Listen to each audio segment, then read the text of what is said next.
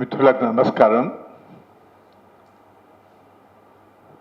అన్ని పక్షాలు left parties కానీ ఇతర ముస్లిం ఆర్గనైజేషన్స్ కానీ ఇతర ఇండిపెండెంట్గా ఉన్నటువంటి డెమోక్రటిక్ ఆర్గనైజేషన్స్ అన్నీ కూడా కలిసి మేము 29 మార్చి 29 నాడు ఒక ర్యాలీ అనేదానికి పిలిపిస్తున్నాం.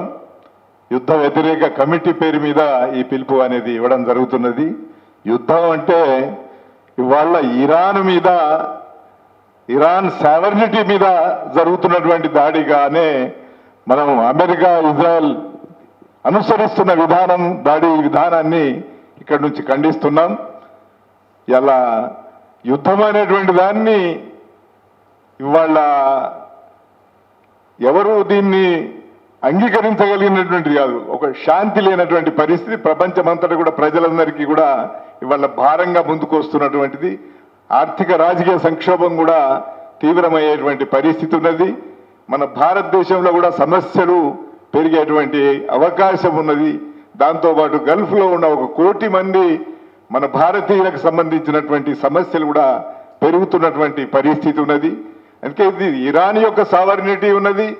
ఇలా భారతదేశం యొక్క అనుసరిస్తున్న విధానం, భారత ప్రభుత్వం అనుసరిస్తున్న విధానం, మోడీ అనుసరిస్తున్న విధానం ఒక అలీన విధానం అనే కాన్సెప్ట్ అనేటువంటి భారతదేశం ఒకనాడు లీడ్ చేసినటువంటి పరిస్థితి ఉన్నది.